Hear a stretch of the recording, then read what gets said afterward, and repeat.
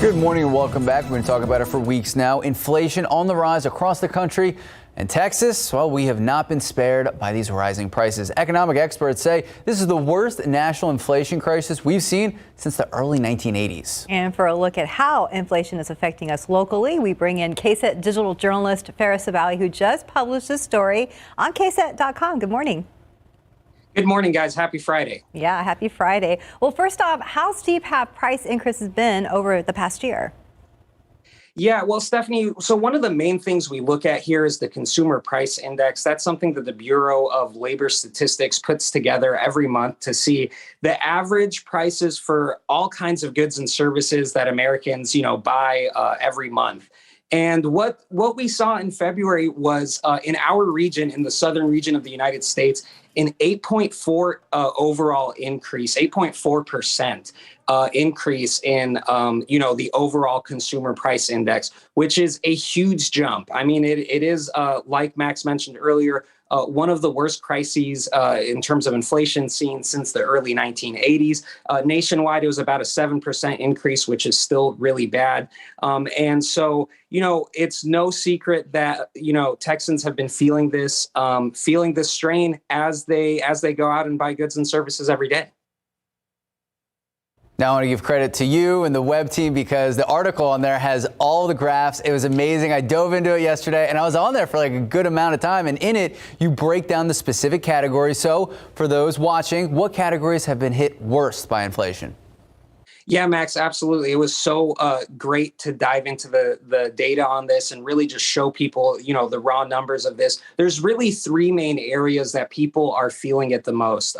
So we'll start with, let's start with the gasoline prices. Of course, gas has been in May of 2020, gas was about $1.51 a gallon in Texas. So if you think about that, that is really crazy compared to now, in which we've seen those prices more than double across the state. And of course, these things were exacerbated, by the Russian war on Ukraine. But, we've seen that gas prices had actually been on the rise, constantly since that May of 2020. So we've seen them on the rise long before that invasion first started. The other one that's a big deal that people have been noticing a lot is housing. The median house price in San Antonio before the start of the pandemic was somewhere around $211,000. Now that's $289,000. That's like a 47% increase or so, something like that. And it is a really, startling increase for a lot of people who may look to buy a home or who are looking for a home right now. Homeowners haven't been spared, but neither have renters. Rent has gone up in the San Antonio area around 17 or 18% over this time last year. So we're really starting to see it there. And then lastly, I got to say, of course, the grocery store, you're going to see roughly a 12% increase over last year on things like poultry, meat, fish, eggs, those staples that you go to the grocery store every day. Those things are roughly 10 to 12% more expensive. And another one that was really fun that I didn't put into the story, but was really surprising to me was used cars are up 40%. From this time last year. Wow. A testament to the car shortage and just how hard it is right now to find a car. Yeah, we knew they were going up, but wow, that's a big percentage there. And Ferris, how is the Federal Reserve responding to all the price hikes? Yeah, Stephanie. So earlier this week, the Federal Reserve finally came out and decided that they were going to increase the interest rates for, the prime interest rate on most loans. Now, that's going to affect a lot of consumers and a lot of businesses.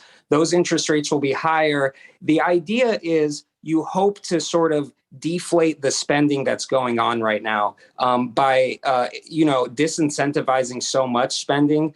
The Federal Reserve hopes that these inflation rates will eventually fall back into place. Now, the increase that they announced isn't the only one. They are announcing 6 other increases this year, according to them. And so it'll be really interesting to see how they balance that out with worries of a recession or worries of making those interest rates too high. So that's definitely a balance they have to strike. And that'll be something we keep our eye on as the story develops, of course.